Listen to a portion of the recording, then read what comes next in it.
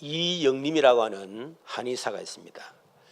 경희대 한의학과 68년 68학번 졸업생인데 이분이 학창 시절에 이 고 신상주 경희대 교수와 이렇게 깊은 이런 그 관계를 맺었었는데 이 신상주 교수가 늘 하시는 말씀이 이 현대의학하고 또 우리 한의가 서로 이렇게 융합이 된다 그러면 우리나라의 의학 부분에 노벨상이 노릴 수 있다. 일본이라든지 독일 있는 데는 많이 노는데 우리나라는 오지 않는다. 그것을 계속 얘기한 겁니다. 그 마음이 자기에게 들어온 거예요. 그러던 중에 이분이 이란으로 이제 가게 된 겁니다. 그리고 교수님에게 얘기를 하니까 가라. 가서 돈을 벌어라. 벌어서 앞으로 노벨상 수상자를 배출할 수 있는 연구소를 만들자. 이렇게 해서 이분이 가게 된 겁니다. 그래서 1976년에 이란 테헤란의 이 타지리지 메디컬 센터에 진출해서 침만으로 편두통, 난치병 이런 걸 치료를 하게 되면서 이 골드핑크라고 하는 황금손이라고 하는 이런 별명을 얻게 됐습니다. 그래서 이란의 이 팔레비 왕조 국왕부터 시작해서 또 이 라프진이라고 하는 산잔이라고 하는 전 대통령 일가까지 돌보는 황실 주치의로 이렇게 활동을 했습니다. 그 이후에 왕조가 바뀌면서 이분이 어떻게 하면 돈을 벌 수 있겠는가 이러다가 건설업을 해야 되겠다. 이렇게 해서 건설업을 하기 위해서 이제 건설업 면허를 낸 거예요. 그러던 중에 자기 환자가 왔는데 자기 마음에 뭔가 이 사람이 이 분야에 뭔가 힘 있는 그런 사람인 것 같다. 이렇게 되진 거예요. 그래서 얘기를 하다가 자기가 건설업을 하고 싶다. 어떤 분야를 하고 싶냐. 그러니까 뭐든지 할 수 있다. 사실 아무것도 없으면서 자기 마음속에는 일단은 자기가 이렇게 오다를 따기만 하면 우리나라에 얘기해서 얼마든지 올 수 있기 때문에 전문가들이 있으니까 그럼 되겠다 이 생각이 가진 것 같아요. 그래서 이분이 하는 말이 혹시 전기를 할 수 있겠냐 그러니까 할 수 있다. 자기가 전기 전혀 모르면서 이렇게 해서 이분이 이런 건축업을 통해서 돈을 엄청나게 버는 거예요. 그래서 결국 귀국하게 되어지고 자기 목에다가 1,300억 정도의 이런 재산을 기부를 하게 되었습니다. 이분의 여러 가지 어려움과 또 힘든 일이 있었지만은 한 가지 때문에 신상주 교수와 약속했던 노벨상을 타기 위한 연구소를 만들어야 되겠다. 그 한 가지 언약, 그거를 붙잡고 이분이 모든 어려움을 이겨낼 수 있었고 그것 때문에 그 어려움 속에서도 돈을 벌어야 되겠다. 자기가 돈을 벌어야 될 어떤 이유를 갖게 되어진 것입니다. 여러분 아무리 어려움과 문제가 있어도 자기 자신에게 뭔가 생명을 걸 만한 가치와 그리고 확실한 언약이 있으면 흔들리지 않은 정도가 아니고 어떤 어려움이 와도 전부 다 넘어설 수 있습니다. 내게 분명한 가치와 내게 확실한 언약이 없다. 그러면 문제 보면 환경 쳐다보고 넘어지고 사람 쳐다보고 넘어지고 내 자신보다 넘어질 수밖에 없는 거겠죠. 여기 히브리서 우리가 계속 이해하고 있는데 히브리 수신자는 첫 번째는 신앙 때문에 핍박을 받는 중에도 끝까지 신앙을 지키는 그런 사람들에게 위로와 격려하기 위해서 기록을 했고 두 번째는 신앙 때문에 어려움이 오니까 도무지 견딜 수가 없어서 다시 배교를 하려고 하는 다시 유대교로 개종하려고 하는 이런 사람들이 하는 경고를 하기 위해서 기록했습니다. 그리고 기독교를 공격하는 많은 공격으로부터 그리스도의 우월성, 위대함을 증가하기 위해서 기록을 한 것입니다. 히브리서 결론은 오직 예수만 깊이 생각해라. 오직 예수만 굳게 붙잡아라. 오직 예수만 바라보자. 그것이 히브리스의 결론이죠. 이유가 뭐냐? 오직 예수 외의 모든 것은 전부 다 모형이요 그림자의 허상이기 때문에. 천사가 능력 있는 것처럼 보이지만은 그건 허상이라는 거예요. 모세 대단한 지도자처럼 보이지만은 허상이라는 거예요. 요수와 대상 아론, 성막, 구약의 율법, 그리고 모든 제도, 조직, 히브리 11장의 믿음의 선진들 전부 다 모형이고 그림자고 허상이라고 하는 것입니다. 오직 예수만 깊이 생각하고 붙잡고 바라볼 이유가 뭐냐? 오직 예수만 실체요, 오직 예수만 영적 실상이요, 오직 예수만 주인공이기 때문에 그런 것입니다.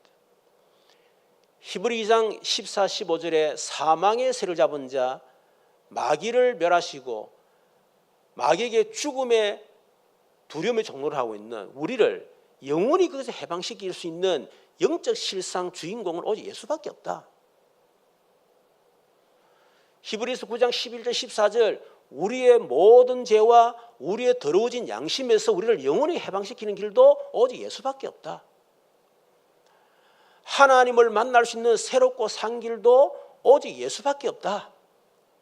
그래서 예수 붙잡을 때만 눈에 보이지 않는 흑암 악한 영들이 떠나가 귀신이 떠나가는 것입니다. 오직 예수만 붙잡을 때 모든 저주, 재앙, 질병, 가난, 무능, 무기력, 우울증 다 떠나가는 것입니다.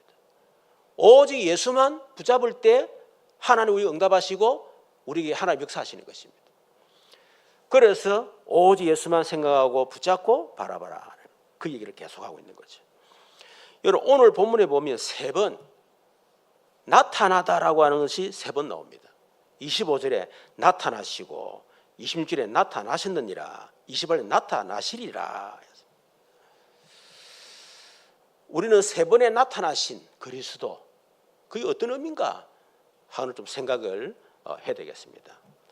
첫 번째, 과거에 나타나신 예수 그리스도입니다. 25절 26절에 대제사장이 해마다 다른 것의 피로서 성소에 들어간 같이 자주 자기를 드리려고 아니하실지니 그리하면 그가 세상을 창조한 때부터 자주 고난을 받아서야 할 것이로되 이제 자기를 단번에 제물로 드려 죄를 없이 하시려고 세상 끝에 나타나셨느니라. 대제사장이 해마다 다른 것의 피로서 성소에 들어가는 같이, 대제사장이 성소에 들어가는데 이 성소는 땅에 있는 성소입니다. 대제사장이 땅에 있는 그 성소에 해마다 들어갈 때마다, 다시 말해 대속죄일이죠. 1년에 단 한 번 들어갈 수 있는 대속죄일에 들어갈 때에 반드시 자기를 위해서 짐승의 피를 가지고 들어가야 되는 것입니다. 이유가 뭡니까? 히브리서 9장 22절에 율법을 따라 그의 모든 물건이 피로서 정결케 되나니 피 흘림이 없은 적 사함이 없느니라. 우리의 죄값으로 우리가 죽어야 되는데, 반드시 피 흘리고 죽어야 되는데, 그래서 하나님이 우리 대신에 죄 없는 짐승을 대신 희생시키시고 그 피를 힘입고 우리가 하나님 앞에 성소에 나갈 수 있도록 그렇게 하나님이 하신 것입니다. 그렇기 때문에 반드시 이 대상은 땅에 있는 성소에 들어가기 위해서는 죄 없는 짐승을 죽여서 그 피를 가지고 성소에 들어가야 된다. 오늘 우리 9장 7절에 보니까 오직 둘째 장막, 지성소를 말하는 거죠. 언약궤가 있는 지성소, 거기는 대상이 홀로 1년에 한 번 들어가되 자기와 백성의 허물을 위하여 드리는 피 없이는 아니하나니, 피 없이는 절대 들어갈 수가 없습니다. 반드시 짐승의 피를 드려야 되는데 12절에 염소와 송아지의 피, 13절에 염소와 항소의 피 및 암송아지의 재, 불을 완전히 태웠어. 19절에 송아지와 염소의 피 및 물과 붉은 양털과 우슬조를 취하여, 이렇게 짐승의 피를 가지고 들어가야 돼요. 그런데 짐승의 피가 한계가 있다는 것입니다.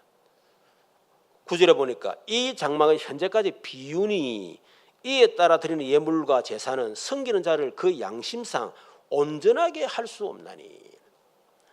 10장 1절입니다.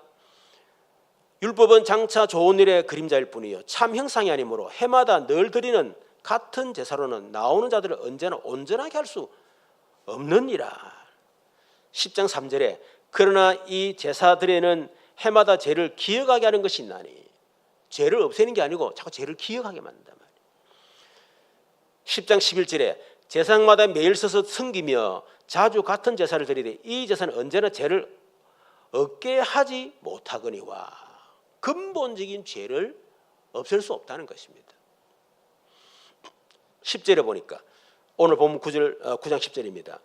이런 것은 먹고 마시는 것과 여러 가지 식는 것과 함께 육체의 예법일 뿐이요 개혁할 때까지 맡겨둔 것이라. 이런 짐승의 피는 모형과 그림자이기 때문에 그 가지로 온전함을 얻을 수 없기 때문에 그래서 반드시 개혁이 돼야 된다는 것입니다. 그렇기 때문에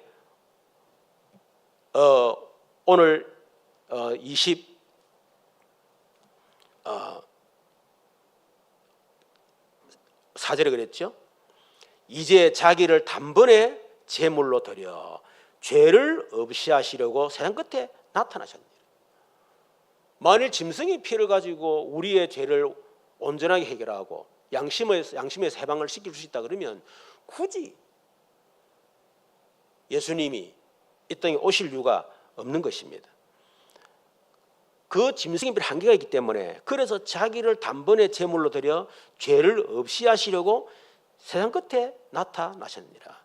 이런 세상 끝에 나타나셨다 이 말은 소위 종말을 얘기하는 거죠.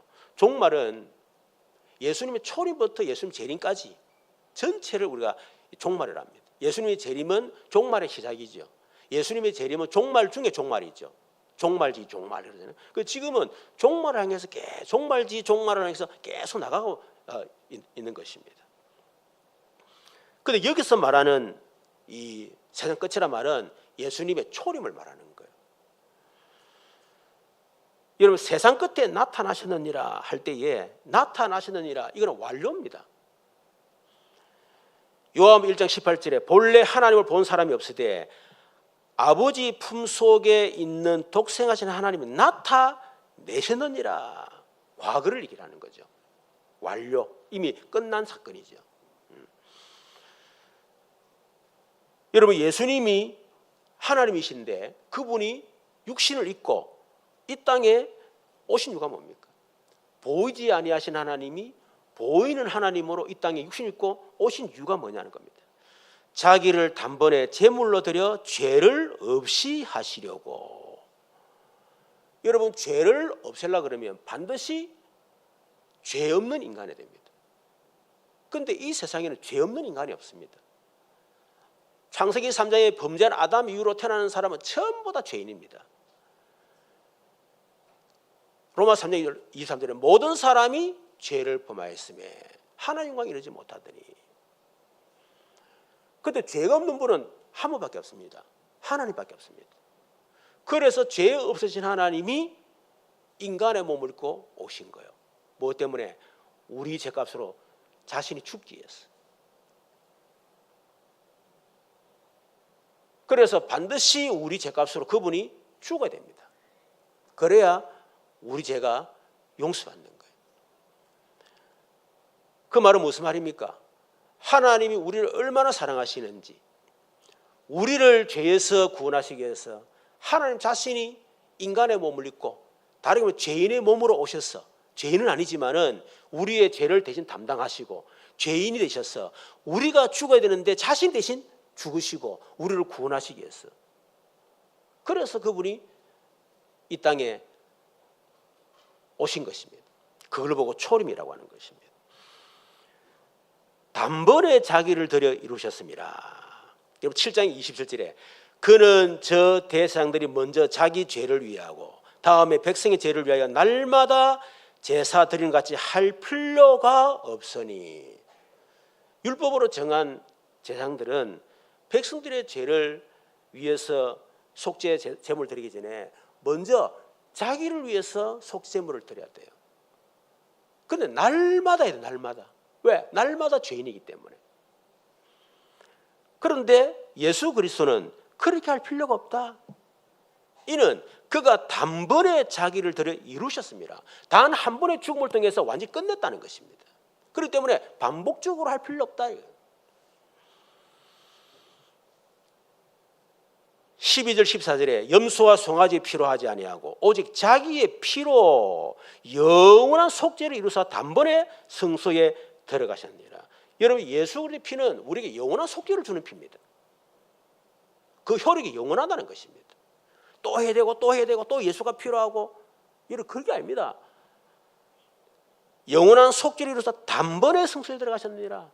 단 한 번에 피 흘림을 통해서 우리의 모든 죄를 영원히 끝내버렸다. 여러분, 믿으시기를 주님 축원합니다. 확신을 가지셔야 돼요. 아, 예수님이 단 한 번의 죽음을 통해서 나의 죄를 영원히 끝냈구나. 확신입니다. 이게 흔들리면 다 흔들리는 거예요. 이게 안 돼서 흔들려서 얼마나 많습니까? 그렇죠. 우리 하나님 앞에 자백은 하지만은 죄책감에 시달리는 게 아닙니다. 뭔가 이 죄를 해결 안 하면 내가 지옥 갈 것 같으니까, 그래서 여러분 두려움 속에서 회개하는 게 아니에요.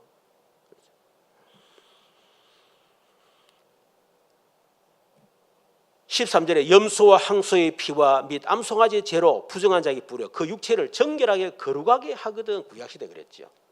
하물며 영원하신 성령으로 말미암아 흠없는 자기를 하나님께 드린 그리스도의 피가 어찌 너희 양심을 죽은 행실에 깨끗하게 하고 살아계신 하나님을 승객 하지 못하게 하느냐. 구약시대의 짐승이 피 가지고도 잠깐이지만은 죄를 정결케 했다 그러면 그 영원하신 그 보배로운 그리스도의 피가 우리를 해결할 수 없겠느냐, 하나님 섬길 수 없겠느냐. 그것 때문에 예수님이 초림하셨다, 나타나셨다.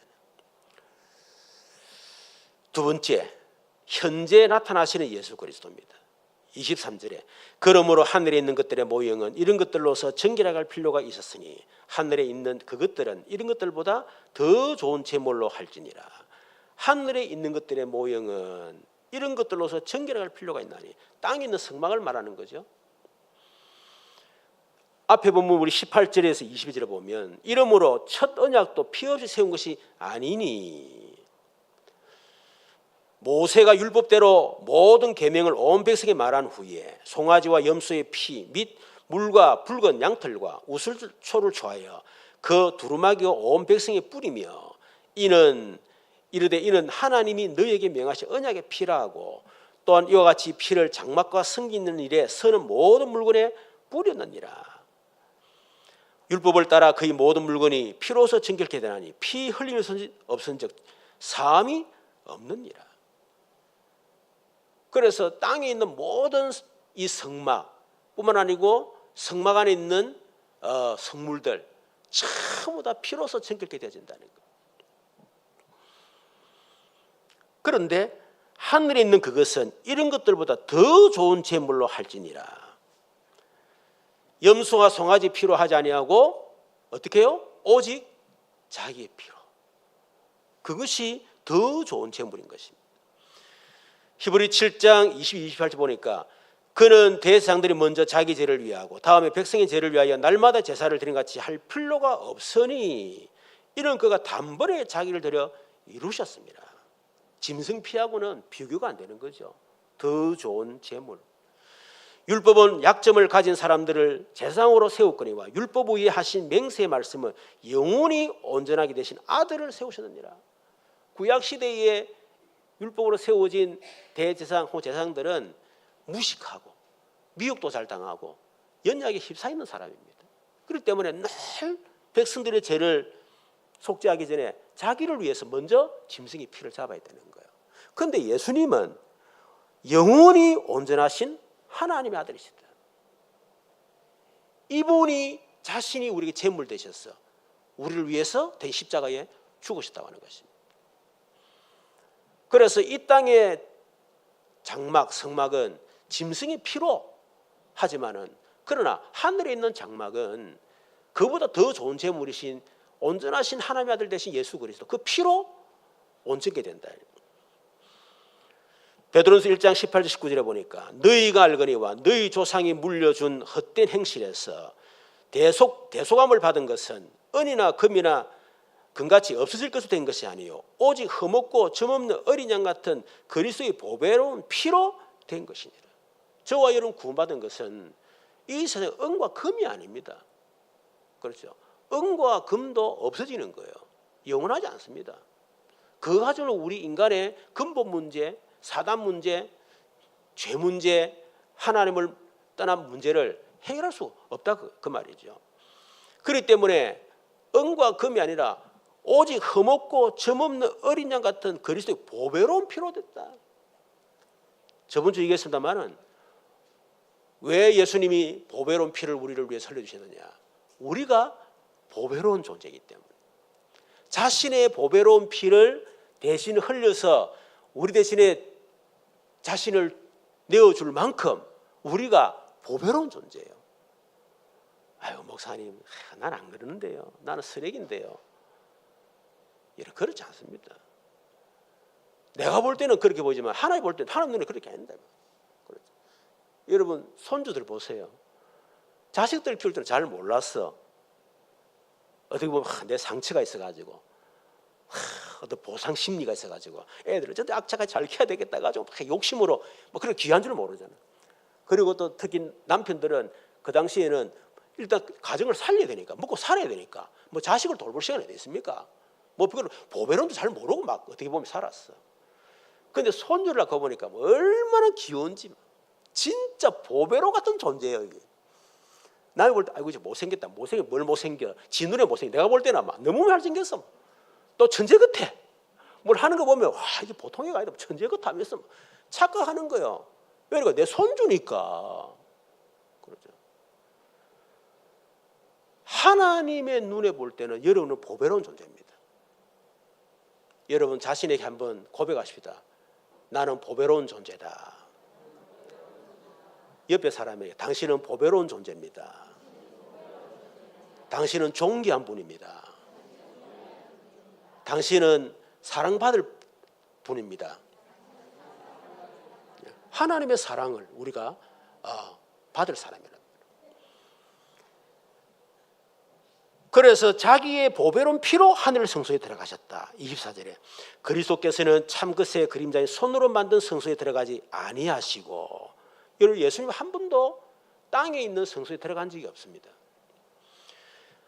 바로 그 하늘에 들어가사 이제 우리를 위하여 하나님 앞에 나타나시고, 바로 그 하늘에 들어가다면 하늘의 성소에 들어갔다 이 말이에요. 성막의 실체, 실상. 다시 말하면 저번에 얘기했습니다마는 이 성막, 성소 이거는 하나님의 임재를 상징한다고 그랬습니다. 하나님 임재. 하나님 임재라 말은 하나님의 나라를 얘기한다고 그랬죠. 하나님의 나라란 말은 하나님 임재, 하나님 주권, 하나님 통치, 하나님의 영광, 하나님의 권능, 하나님의 존귀, 하나님의 위대하심과 거룩하심, 이 모두 합쳐가지고 우리가 하나님의 나라 그렇게 하는 것입니다. 그래서 이 땅의 성막은 그게 하나의 상징이라는 겁니다. 모형이라 그 말이죠. 그렇죠. 그래서 예수님이 실체로 오셔서 이제는 자신의 죽음과 부활을 통해서 자신이 성전이 되시고, 이제는 그 예수님을 그리스도 믿는 사람 한 사람 한 사람이 다 성전이 되는 겁니다. 너희는 너희가 하나님의 성전인 것과 하나님의 성령이 너희 안에 가시는 알지 못하느냐. 내가 성전이요. 왜? 내 안에 성령이 계시기 때문에, 내 안에 하나님 나라가 임했기 때문에, 내 안에 하나님의 임재와 내 안에 하나님의 주권과 통치가 내 안에 있기 때문에, 하나님의 영광이 내 안에, 하나님의 능력과 권능과 존귀하심과 위대하신 거룩하심이 내 안에 있다 그 말이에요. 그건 내가 성전이야. 그렇죠. 그리고 구원받은 성도의 모임, 공동체, 그게 교회라고 하는 거예요. 큰 사랑 교회, 여기에 하나님이 임재하신다는 겁니다. 여기에 하나님 주권과 통치가 있다는 거예요. 여기 하나님 영광이 충만하다는 겁니다.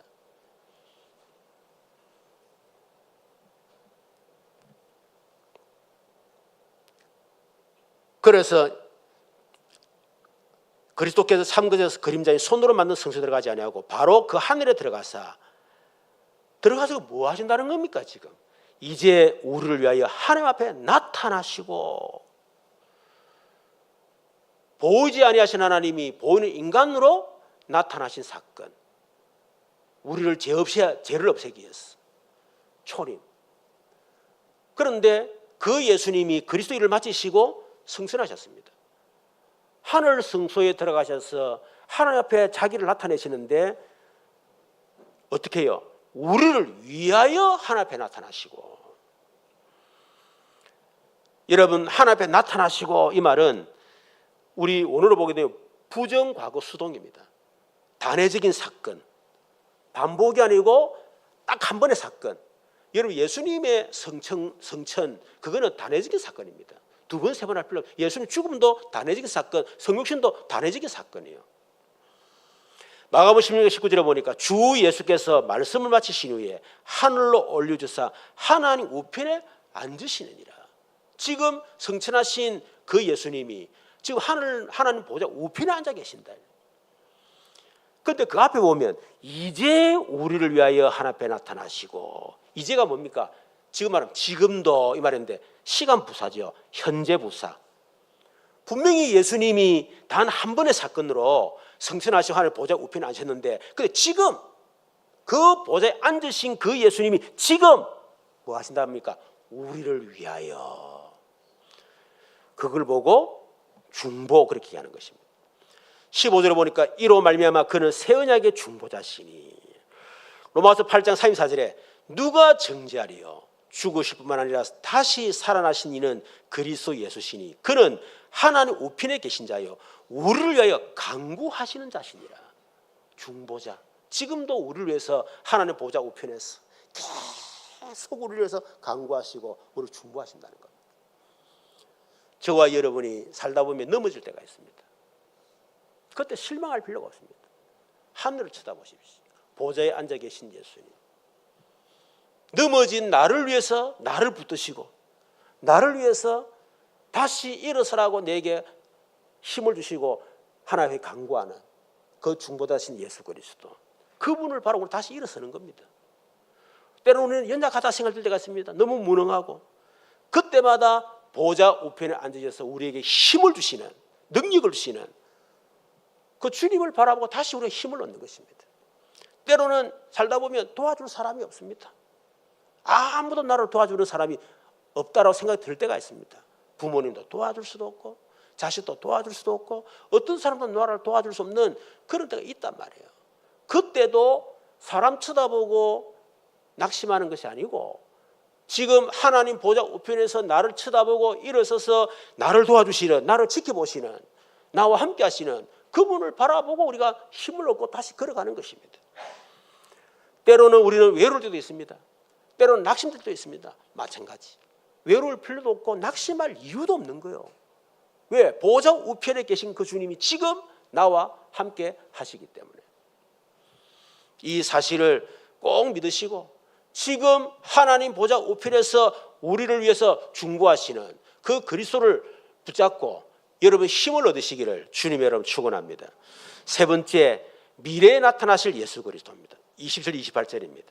한 번 죽는 것은 사람에게 정해진 것이요 그 후에는 심판이 있으리니. 여러분, 사람은 한 번 죽으면 정해져 있습니다. 창세기 3장 아담의 원죄 이후로 태어나는 모든 사람은 전부 다 죽기로 정해져 있습니다. 여기서 벗어날 사람 없습니다. 그래서 어떻게 보면 가장 공평한 게 죽음이에요. 여러분, 이 세상 사는 동안에는 불공평합니다. 그렇죠? 그런데 죽음은 공평한 거예요. 그 죽음이 너무 감사한 거예요. 여러분, 감사하지 않습니까? 나는 죽음이 감사한 거 있죠. 죽을 수 있다는 자체가 특권이다 이거는. 그러자고 영원히 이렇게 산다, 고통스러워서 못 삽니다. 그렇죠? 죽음이라는 게 얼마나 공평한 건지 몰라요. 정해진 것이요. 그런데 죽음으로 끝나느냐? 죽음으로 끝나면 얼마나 좋겠습니까? 그런데 죽음으로 끝나는 것이 아니라 거기에 심판이 있다는 거예요. 그래서 죽음이 무서운 거라는 겁니다. 그래서 죽음의 문제, 죽음 이후의 문제를 반드시 해결하고 죽어야 돼요. 28절에 이와 같이 그리스도도 많은 사람의 죄를 담당하시려 단번에 들으신 바 되셨고, 아까도 얘기했습니다. 이런 죄를 해결해야만 죽음의 문제도 해결할 수 있고, 여러분 이런 심판의 문제도 해결할 수가 있습니다. 그래서 구약시대 때는 잠시 잠깐이지만 짐승이 피를 가지고 해결한 거예요. 근데 온전히 못한다니. 그런데 12절에 염소와 송아지 피로 하지 아니하고 오직 자기의 피로 영원한 속죄를 이루사 단번에 성소에 들어가시느니라. 15절에 이로 말미암아 그는 새 언약의 중보자니 그는 첫 언약 때 범한 죄에서 속량하려고 죽어사 부르심을 입은 자로 하여금 영원한 기업의 약속을 얻게 하려 하심이라. 우리를 속량하려고 죽으셨다. 속량이라는 말 이거 아시죠? 값을 지불하고 해방시키는 거 보고 속량이라는 것입니다. 내가 죽어야 되는데 그리스도께 자기 피를 대속 값을 지불하시고 나를 거기서 해방시켜 주셨다는 것입니다. 그래서 영원한 기업의 약속을 얻게 하셨다. 로마서 8장 1, 2절에 그러므로 이제 그리스도 예수 안에 있는 자는 결코 정죄함이 없나니 이는 그리스도 예수 안에 있는 생명의 성령의 법이 죄와 사망의 법에서 너를 해방하였습니다. 죄와 사망의 법에서 끝났다는 겁니다. 그래서 28절에 구원에 이르게 하기 위하여 죄와 상관없이 자기를 바라는 자들에게 두 번째 나타나시리라. 구원에 이르게 하기 위하여 죄와 상관없이 자기를 바라는 자들, 이미 예수 그리스도 피로 말 구원받은 성도로 말하는 겁니다. 구원받은 성도는 죄와 상관없습니다. 이제는 그렇죠. 우리는 지옥하고 상관없는 사람이에요. 하나님 심판하고는 상관없어요. 예수님이 다 받으셨기 때문에, 값을 지불했기 때문에. 그런데 우리는 구원에 이르게 하기 위하여 죄와 상관없이 자기를 바라는 자들, 뭡니까? 예수님을 기다리는 사람, 예수님을 사모하는 사람. 여러분, 이 땅에 살면서 우리는 구원받았습니다. 우리는 예수님을 사모해야 됩니다. 예수님 기다려야 됩니다. 이 땅에서 그럼 잘 먹고 잘 살 거냐, 성공할 것이냐, 야망이 아닙니다. 우리는 이 땅에 살지만 잠시 잠깐 살다 가는 거예요. 영원한 보좌, 영원한 하나님의 그 우리가 성소에 들어가는 것입니다. 그렇기 때문에 우리는 우리의 죄와 상관없이 오실 예수님을 바라보는 그런 성도가 되어야 된다. 그런 사람에게 두 번째 나타나시리라. 여러분, 두 번째 나타나면 예수님 재림을 말하는 겁니다. 첫 번째 나타나는 건 초림을 말합니다. 두 번째 나타나는 재림을 얘기하는 겁니다. 나타나시리라. 이건 미래 수동입니다. 재림주로 오실 것이다. 여러분, 예수님의 초림은 우리를 구원하시기 위해서 오셨습니다. 죽기 위해서 오셨습니다. 그런데 재림은 예수 믿지 않는 사람을 심판할 심판주로 오시는 거예요. 그리고 예수 믿고 구원받은 사람에게는 완전한 구원 주시기 위해서. 지금 우리가 구원받았지만은 영어로 말하면 a lady not dead. 그렇죠.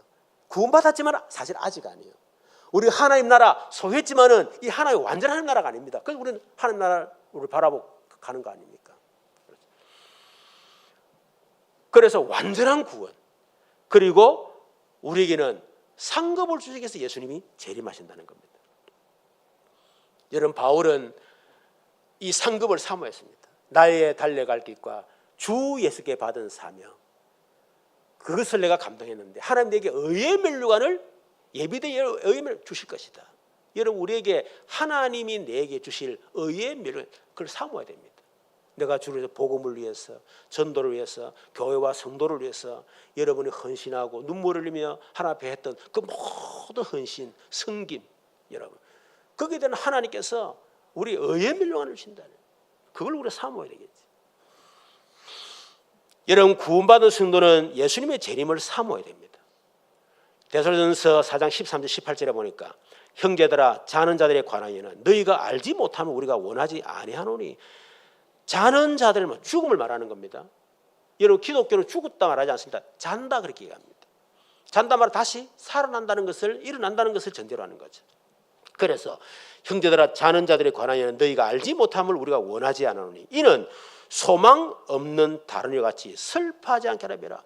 불신자처럼 소망이 없잖아요. 아이고, 죽음이 끝이다. 어이구, 끝이다. 그러니까 슬퍼할 수밖에. 그래서 우는 거예요. 통곡하는 거예요. 구원받은 성도가 죽음에 대한 부분을 잘 모르면 소망 없는 사람 슬퍼한다는 겁니다. 마치 이 땅의 마지막인 것처럼, 영원한 이별인 것처럼 그럴 필요 없다는 것입니다. 14절에 우리가 예수께서 죽으셨다가 다시 살아나심을 믿을진데 이와 같이 예수 안에서 죽은 자들도 하나님이 그와 함께 데리고 오시리. 사람이 죽으면 육신은 흙으로 돌아갑니다. 그렇죠. 그런데 영혼은 육신에 빠져나와서 구원받은 성도는 천국 가는 거예요. 그런데 예수님이 재림할 때는 죽은 자가 먼저 살아난다 이 말은 흙으로 돌아갔던 그 흙이 새로운 육신으로 신령한 변화가 되는 겁니다. 그래서 주님 재림할 때 우리의 변화된 몸과 영혼이 공중에서 만나는 거예요. 여러분 얼마나 놀랍습니까? 그렇죠. 지금 고린도서 15장에 있는 것처럼 지금 여러분의 모습이 여러분 모습이 아닙니다. 여러분의 모습을 여러분을 보고 깜짝 놀랄 만큼 그렇게 신비로운 몸으로 변화된다니까요. 그게 예수님 재림이에요. 우리가 예수님 재림을 사모 안 해가 되겠습니까? 지금 뭐 디스크, 골다공증, 뭐 얼마나 그 관절염, 얼마나 힘듭니까? 근데 그 몸이 그리스도 재림할 때 완전히 변화돼서 이제는 관절염도 없고 두통도 없고 디스크도 없고 그런 몸으로 변화가 돼가지고요. 우리가 주의 말씀으로 너희에게 이것을 말하노니 주께서 강림하실 때까지 우리 살아남아 있는 자들도 자는 자보다 결코 앞서지 못하리라. 이 말은 예수님 재림할 때는 살아있는 사람보다는 죽은 사람이 먼저 복되다 이 말이에요. 주께서 호령과 천사의 소리와 하나님 나팔 소리로 친히 하늘로부터 강림하시리니 그리스도 안에서 죽은 자들이 먼저 일어나고 그 후에 우리 살아남은 자들도 그들과 함께 구름 속으로 끌어올려 공중에서 주를 영접하게 하시리니 그리하여 우리가 항상 주와 함께 있으리라. 그러므로 이런 말로 서로 위로해라. 그죠? 여러분 서로 위로하시길 바랍니다. 그래 힘들지만 그래도 예수님 우리가 언젠가 이 땅을 떠나게 되고 우리 천국 가고 그리고 주님 재림하신다. 그때는 이 모든 고통, 모든 어려움 다 끝난다. 힘내라. 악착하게 살자. 라면서 견디라. 라면서 그죠? 왜? 소망이 있으니까. 죽음에 대한 소망이 있잖아요. 우리에게는. 그렇죠. 우리는 죽음이 소망입니다. 두려움이 아닙니다. 우리는 천국 가는 소망이 있어요. 우리는 예수님의 소망이 있는 사람이에요. 그렇기 때문에 위로하는 것입니다. 계시록 22장 20절에 이것들을 증언하시니가 이르시되 내가 진실로 속히 오리라 하시거늘 아멘 주 예수여 오셔. 계시록 마지막 20절에 딱 이렇게 하고 계시록 딱 끝내버립니다. 주 예수여 어서 오시옵소서. 이걸 보고 마라나다. 여러분 저와 이런 마라나다 신앙 가지길 바랍니다. 주 예수여 어서 속히 오시옵소서. 내가 주님을 사모하고 주님을 내가 기다립니다. 내 소망은 재림하실 예수님. 그게 나의 모든 소망이 있습니다. 마라나다 신앙. 여러분 결론입니다. 우리가 이 놀라운 복음을 믿고 누리는 우리는 어떻게 살아야 되겠습니까? 우리는 오늘 본문을 통해서 예수 그리스도께서 과거, 현재, 미래에 걸쳐서 우리를 위해서 어떻게 나타나셨는가 그걸 우리가 살펴봤습니다. 과거에 나타나신 그리스도 우리의 짐승의 피가 주는 절대로 해결할 수 없는 인간의 문제를 근본 문제 해결하기 위해서 하나님이신 예수님이 눈에 보이는 사람의 몸으로 오셔서 우리를 위해서 죽기 위해서 오신 첫 번째 나타나심. 그리고 그분은 성천하셔서 지금도 하나님 보좌 우편에서 우리에서 강구하시는 그리스도. 우리가 힘들고 연약하고 어려울 때마다 하나님 앞에 나타나셔서 우리를 중보하시는 그 그리스도. 우리의 구원을 완성하시고 이 세상을 심판하시고 우리에게 영원한 구원과 우리에게 상급을 주시기 위해서 오실 미래에 나타나실 그리스도. 우리는 이 사실을 꼭 우리 믿어야 됩니다. 이 사실을 믿고 날마다 그 십자가를 묵상하고 죄사함의 확신, 자유와 해방 그 누리면서 이렇게 감사하면서 살아가는 저와 여러분 되기를 주님으로 축원합니다. 더 이상 우리는 죄와 사망의 법에 묶여 살 필요가 없습니다. 예수님의 보혈로 우리를 완전한 자유를 주셨다. 더 이상 죄책감, 정죄감 거기 묶이지 말고 이미 단번에 끝내신 예수 그리스도 그 피를 붙잡고 여러분 해방받고 여러분 자유함을 얻으시기를 바랍니다. 하늘에 계신 그리스도께서 나를 위해서 중보하고 계심을 믿고 담대히 하나님께 나가서 여러분이 기도해야 됩니다. 어떤 문제 앞에서 낙심하지 말고 여러분 자신을 보고 실망하지 말고 아무도 도와주는 사람 없을 때 여러분 낙심하지 말고 세 번째 다시 오실 그리스도를 소망하며 주님을 기다리면서 그리스도를 증거하는 전도자의 삶을 사시길 바랍니다. 이제는 우리는 이 땅에 헛된 것을 살지 않습니다. 썩어질 것 없어질 것 우리의 소망이 아닙니다. 우리에게 영원한 하나님의 나라가 있고 우리를 위해 두실 예비하신 상급이 우리에게 있습니다. 그것을 바라보는 겁니다. 그것을 위해서 우리가 하나님 나라를 위해서 교회를 위해서 복음을 위해서 우리가 또 이 복음을 모르는 사람들에게 이 생명을 구원하기 위해서 우리가 증인으로 살아가는 것입니다. 세 가지 나타나신 의미를 깨닫고 이 축복을 누리는 우리 모든 성도 되시기를 주님의 이름으로 축원합니다. 우리 말씀을